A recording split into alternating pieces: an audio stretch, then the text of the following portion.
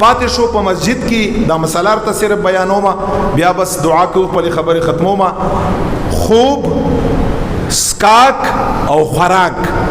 دا په مسجد کې جایز دی او کنه جایز زمونږ او تاسو چې څنګه دي نو صاحبانو په احادیثو کې بالکل په صراحت باندې صحابه کرامو مسجد کې خوراکم کړای صحابه کرامو مسجد کې سکاکم کړای صحابه کرامو مسجد کې خوبم کړای په حدیث کې راغلي دي خو زما استا په شان تنا دا څنګه چې زما استا جایز بولو د خوراک او اسکاک او خوب سره سره چې د مسجد کوم آداب دي صحابه کرامو داغه خیالم ساتلای دا څنګه اوس علماء کرامو فتوا صدا علما فرمایي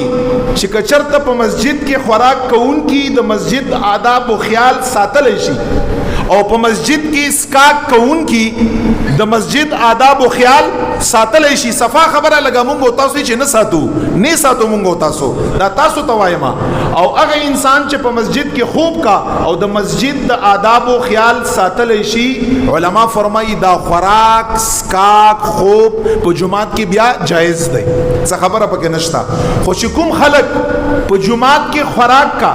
او د جمعات د مسجد د آداب او خیال نه ساتي سکاک کا او د مسجد د آداب او خیال نه ساتي خوب پکې کا او د مسجد د آداب او خیال نه ساتي علماء کرام فرمایي چې دا خوراک سکاک او خوب په مسجد کې مکروه دی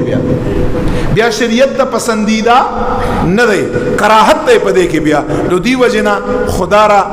په دې مسجد باندې داغه په تعمیر باندې ما تاسو ته خبره وکړو داغه په آداب باندې چې دا د خدای پاک جل جلاله کورونه دي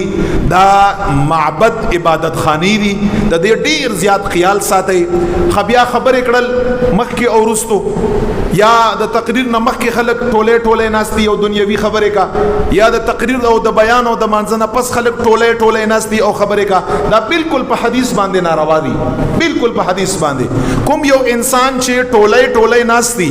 او دنیوي خبره کا د هغه اعمال نیک اعمال داسې ضایع کیږي نیک اعمال لگا وچ واخه چې ور تواچي څومره په یک دم باندې ختمي داسې نیک اعمال ختم شي دا ټوله کې نسل که سړی ذکر کوي فکر کوي تلاوت کوي منځ کوي نفل کوي دا د مساجد او زینت ته دا هغه خایست دی دنیوي خبره هغه نه مخکې رستو دا هغه نه ځان اوساتي